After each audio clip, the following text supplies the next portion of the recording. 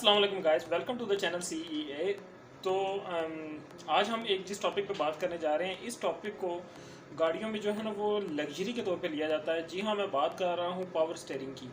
तो power steering के बारे में बात करते चलूँ तो आप लोगों को ये बताता चलूँ कि जो पावर स्टीयरिंग है ये डेफिनेटली जब से गाड़ियाँ जब से जो है वो व्हीकल्स बनी हैं तब से जो है वो स्टीयरिंग तो यूज़ हो रहा है। आपको पता है, एक जो स्टीयरिंग सिस्टम होता है वो सिंपली रैक और पिनियन के ऊपर जो है वो कायम होता है। रैक जो है वो एक रॉड होती है जिसके अंदर जो है ना वो बहुत सारे डंडे बने हुए होते हैं, और जो पिनियन है वो एक गरारी होती है। जो गरारी जो है वो स्टीयरिंग कॉलम से अटैच होती है, और जैसे आप स्टीयरिंग को घुमाते हैं वो गरारी घूमती है और साथ में जो है ना वो रैक को घुमाती है। ठीक है, और इससे यह है कि वो जो गाड़ी का जो टायर्स होते हैं, खासतौर पे जो फ्रंट व्हील्स होते हैं, वो दिक्कत में आते हैं। सो अब बात यह है कि आपने एक वर्ड सुना होगा power steering. Power steering basically क्या चीज़ है? पावर स्टीयरिंग एक ऐसा स्टीयरिंग सिस्टम है जिसमें रैक और पिनियन के साथ जो है बाज़ दफ़ा हाइड्रोलिक्स पिस्टन लगे हुए होते हैं, ठीक है, या फिर बाज़ दफ़ा इलेक्ट्रिक मोटर लगी हुई होती है जो कि आपकी लगाई की स्टीयरिंग के ऊपर एफर्ट को रिड्यूस करती है। उससे यह एक स्टीयरिंग लाइट हो जाता है और गाड़ी को जो है ना वो संभालना जो है वो आसान हो जाता है। इस वीडियो में हम ये भी बात करेंगे कि आपको कौन सा पावर स्टीयरिंग सिस्टम जो है वो लेना चाहिए। एक दफ़ा जो है ना वो मैंने यही क्वेश्चन जो है ना ये पावर स्टीयरिंग वाला एक बंदे से पूछा था जो कि बस ड्राइवर था, ठीक है, वो हमारे अजीज़ थे।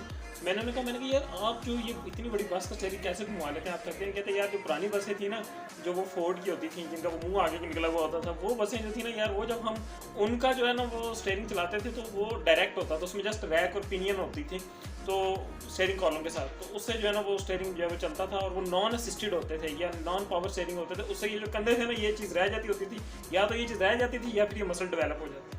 ठीक है, लेकिन आजकल जो गाड़ियाँ आ रही हैं, मतलब उस टाइम आज से 5-10 साल पहले की बात करूँ, उन्होंने बताया मुझे कि आजकल जो गाड़ियाँ आ रही हैं उनमें जो है ना वो एक ऑयल का जो है ना वो एक ऑयल की कुप्पी होती है जिसमें जो है ना वो ऑयल जो है वो शामिल किया जाता है, और फिर जैसे ही हम वो फोर्स अप्लाई करते हैं मोड़ने के लिए तो वो ऑयल जो है वो पुश कर दिया जाता है पिस्टन्स के ज़रिए जो है वो रैक और पिनियन की तरफ, और उनको जो है ना वो बेसिकली मोड़ा जाता है। मैं स्टीयरिंग सिस्टम की बात करता चलूँ तो बेसिकली जो है ना वो 3 किस्म के जो है ना पावर स्टीयरिंग सिस्टम जो है वो एग्जिस्ट करते हैं।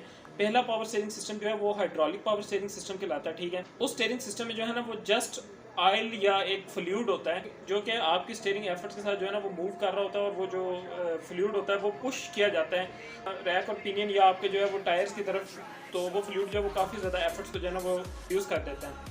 इस पावर स्टीयरिंग में जो है ना वो एक हाइड्रोलिक पंप होता है जो कि इंजन के साथ कनेक्टेड होता है एक बेल्ट के थ्रू। तो जैसे ही गाड़ी को आप स्टार्ट करते हैं, इंजन स्टार्ट होता है, इंजन स्टार्ट होने के बाद जो है ना वो हाइड्रोलिक पंप भी जो है ना वो बेल्ट के थ्रू स्टार्ट हो जाता है, और वो जो फ्लूइड है वो मूव होना शुरू हो जाता है आपके रैक और पिनियन की तरफ या आपके स्टीयरिंग सिस्टम की तरफ। ठीक है, उससे ये होता है कि आपको काफ़ी ज़्यादा एफर्ट जो है ना वो कम लगानी पड़ती है। उसके बाद जनाब इसी में एक आता है electro hydraulic power steering system. अब ये जो electro hydraulic power steering system है ना, इसकी मैं खास बात बताता चलूँ कि इसमें जो वो पंप थे ना जो कि उस टाइम बेल्ट ड्रिवन थे, ठीक है, जिससे जो है वो शोर और खड़का ज़्यादा हो जाता था, उन पंप्स को बैटरी जो होती है गाड़ी की या जो इलेक्ट्रिसिटी जनरेटर से जनरेट हो रही थी उसके थ्रू जो है ना वो इन पंप्स को ऑपरेट किया जाता है। और जैसे ही आप गाड़ी को स्टार्ट करते हैं तो जो गाड़ी का जो जनरेटर होता है या जो बैटरी होती है वो पावर डिलीवर करती है उस पंप को, और वो पंप जो है वो फ्लूइड को पुश करता है आपके स्टीयरिंग सिस्टम की तरफ, जिससे एफर्ट जो है वो रिड्यूस हो जाती है। तीसरे नंबर पे जो पावर स्टीयरिंग सिस्टम आता है वो इंतहाई लेटेस्ट पावर स्टीयरिंग सिस्टम है। ठीक है, वैसे इसकी जो डेवलपमेंट है वो 90s में होगी थी, लेकिन आजकल मोस्टली गाड़ियों में जो है ना ये लेटेस्ट पावर स्टीयरिंग आता है, और ये बहुत ही ज़्यादा रिलायबल पावर स्टीयरिंग सिस्टम्स में से एक है। इसमें यह है कि आपके जो फ्लूइड्स होते हैं ये वो लीक नहीं करते या वो जो है ना वो आपको तंग नहीं करते। इस पावर स्टीयरिंग के बारे में मैं बताता चलूँ कि इस पावर स्टीयरिंग सिस्टम को कहते हैं इलेक्ट्रिक पावर स्टीयरिंग, EPS भी कहते हैं इसको। इसमें क्या होता है कि बेसिकली 2 इलेक्ट्रिक मोटर होती हैं जिनको करंट जनरेटर से दिया जाता है। ठीक है, जैसे ही आप स्टीयरिंग के ऊपर थोड़ी सी एफर्ट को अप्लाई करते हैं तो वो जो एफर्ट है उसको सेंस करते हुए जो इलेक्ट्रिक मोटर्स होती हैं वो उस रैक और पिनियन के ऊपर फिक्स होती हैं। इलेक्ट्रिक मोटर्स भी आपके साथ में जो असिस्ट कर रही होती हैं स्टीयरिंग को मोड़ने में। तो ये इंतहाई सिंपल और जो है ना वो बहुत ही ज़्यादा रिलायबल पावर स्टीयरिंग सिस्टम है जो EPS है। हर पावर स्टीयरिंग सिस्टम जो होता है इसकी अपने कॉन्स एंड प्रोज होते हैं। फॉर एग्जांपल जो हाइड्रोलिक पावर स्टीयरिंग है, ठीक है, उसमें जो उसके सबसे बड़ा उसका जो ड्रॉबैक है वो ये है कि वो जो है ना वो मोस्टली लीक कर जाते हैं, ठीक है। और ख़ास तौर पर उसमें एक रिस्ट्रिक्शन ये भी होती है कि आपने गाड़ी की स्टीयरिंग को फुल नहीं मोड़ना। अगर आप फुल मोड़ेंगे फिर वो जो पाइप होता है जो उस पंप से लेकर स्टीयरिंग सिस्टम तक जाता है, उसके दरमियान में जो पाइप होता है अक्सर वो लीक कर जाता है। जो electro hydraulic power steering system होता है उसमें भी यही इशू आते हैं मोस्टली कि ऑयल जो है वो लीक कर जाता है, ठीक है, फ्लूइड लीक कर जाता है। लेकिन जो इलेक्ट्रिक पावर स्टीयरिंग होता है उसकी एक अच्छी बात यह है कि उसमें किसी किस्म की लीकेज नहीं होती, वो बहुत देर बाद होता है, ठीक है। उसमें मोस्टली ज़्यादातर उसकी जो है इलेक्ट्रिक मोटर्स वो तरह से बाद जाके अगर ख़राब हों तो अदरवाइज़ वैसे उनका कभी जो है ना वो इशू नहीं आया। पावर स्टीयरिंग के हवाले से मैं बहुत सी आपको मैं बातें बताता चलूँ कि सबसे पहले जो पावर स्टीयरिंग सिस्टम है ना, इसको कोलंबिया में यूज़ किया गया था 1876 में। एक आदमी था, उसने किसी जो है ना वो लोडर गाड़ी के ऊपर जो है ना वो पावर स्टीयरिंग सिस्टम को यूज़ किया था। पता नहीं, अल्लाह जानता है उस टाइम जो है ना वो कैसा सिस्टम होगा। इस पावर स्टीयरिंग सिस्टम को जो है ना वो कमर्शियली जो है ना वो यूज़ नहीं किया गया, तो उसने जस्ट अपने तौर पे जो है ना कुछ यूज़ किया था। बात की जाए इस पावर स्टीयरिंग सिस्टम की प्रोडक्शन की, तो जो अमेरिकन एक ब्रांड है उसका नाम है क्रिसलर। उन्होंने 1951 में क्रिसलर इंपेरियल में सबसे पहले पावर स्टीयरिंग सिस्टम को इंट्रोड्यूस करवाया था, जो कि बाकायदा तौर पे सनती तौर पर पावर स्टीयरिंग का यूज़ था गाड़ियों के अंदर। उसके बाद 90s में जो जापानीज़ जो कंपनीज थी, जिनमें टोयोटा आती है, सुबरू आती है, ठीक है, उसके अलावा एक जर्मनी की कंपनी थी VW, उन्होंने अपने पावर स्टीयरिंग सिस्टम जो है वो इंट्रोड्यूस करवाए थे।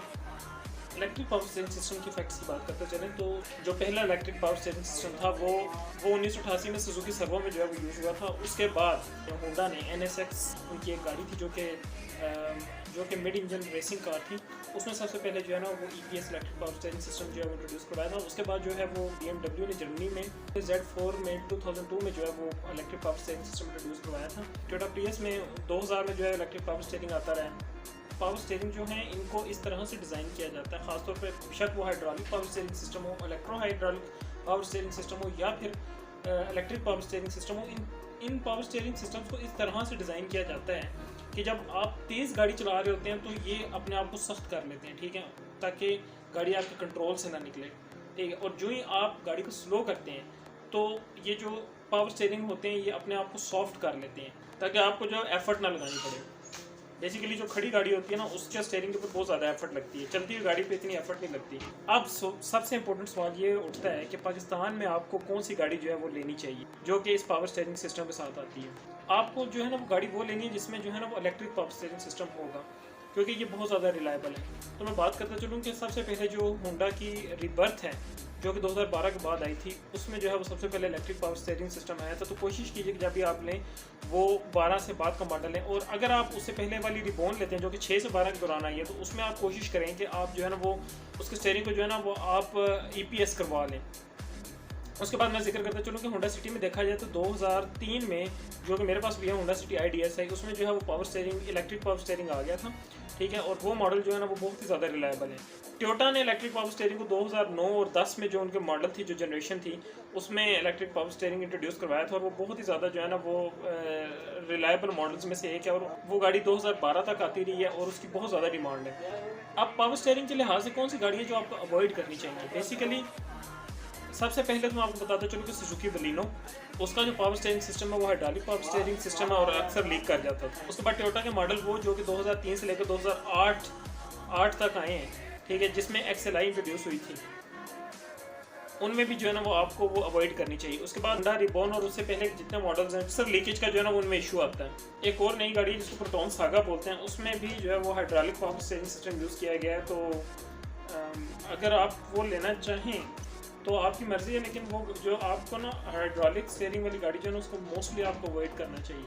बाकी आजकल जितनी नहीं, बाकी सारे मॉडल्स हम सारे इलेक्ट्रिक पावर स्टीयरिंग सिस्टम के साथ हैं और वो अच्छे हैं, अच्छे पावर स्टीयरिंग है, ठीक है, वो आपको तंग नहीं करते। बाकी इलेक्ट्रिक पावर स्टीयरिंग सिस्टम का एक और फ़ायदा ये है कि वो जो है वो आपकी फ्यूल की कंजम्पशन कम करता है as compare to hydraulic power steering system. हाँ, हाइड्रोलिक पावर स्टीयरिंग सिस्टम का फ़ायदा ये है कि वो बहुत ज़्यादा फीडबैक आपको देता है, ठीक है, आपकी गाड़ी आपको बहुत ज़्यादा कंट्रोल में लगती है। गाड़ी की जो टर्निंग एबिलिटी है, गाड़ी की जो हैंडलिंग है, वो आपको जो है ना बहुत ज़्यादा बेहतर लगती है, ठीक है। लेकिन ये जो इलेक्ट्रिक पावर स्टीयरिंग सिस्टम है इसमें आपको वो फीडबैक नहीं मिलता, आपको ऐसे महसूस होता है कि कोई आर्टिफिशियल रोबोट आप जो है ना वो उसको ड्राइव कर रहे हैं, अगर आपने फील के लिहाज से लेनी है तो आप हाइड्रोलिक पावर स्टीयरिंग वाली गाड़ी ले सकते हैं, और अगर आपने जो है वो रिलायबिलिटी का देखना है तो फिर आप जो है वो इलेक्ट्रिक पावर स्टीयरिंग वाली गाड़ियाँ आपको लेनी चाहिए। इसकी मैं एक पहचान ये बताता चलूँ कि जो इलेक्ट्रिक पावर स्टीयरिंग वाली गाड़ियाँ हैं उनका जो गेज क्लस्टर होता है उसमें अक्सर जो है ना वो EPS लिखा हुआ आता है जैसे आप गाड़ी को स्टार्ट करो, या फिर उनमें जो है ना वो स्टीयरिंग का निशान बना हुआ आता है। वो गाड़ियाँ जितनी हैं वो सारी की सारी इलेक्ट्रिक पावर स्टीयरिंग सिस्टम वाली हैं, और वो आपको जो है ना वो लेते हुए लाजमी कंसिडर करनी चाहिए, खासतौर पर जब आप पावर स्टीयरिंग को ध्यान में रखते हुए गाड़ी ले रहे हो। जबकि जो हाइड्रोलिक गाड़ियाँ होती हैं उनमें आपको आगे से खोल के बॉनेट से पता चलता है, पाइप वगैरह लगा हुआ होता है उसका हाइड्रोलिक का, वहाँ से आपको जो है ना वो पता चलता है कि ये गाड़ी जो है ये हाइड्रोलिक पावर स्टीयरिंग सिस्टम वाली है। ये तो थी एक ब्रीफ वीडियो अबाउट जो है वो पावर स्टीयरिंग सिस्टम के कौन सा पावर स्टीयरिंग सिस्टम होते हैं, ठीक है, उनके जो है वो फ़ायदे और नुकसान क्या हैं, ठीक है, और आपको कौन से लेने चाहिए और कौन से अवॉइड करने चाहिए। अपना बहुत सारा ख्याल रखिएगा। Till next time, take care, अल्लाह हाफिज़।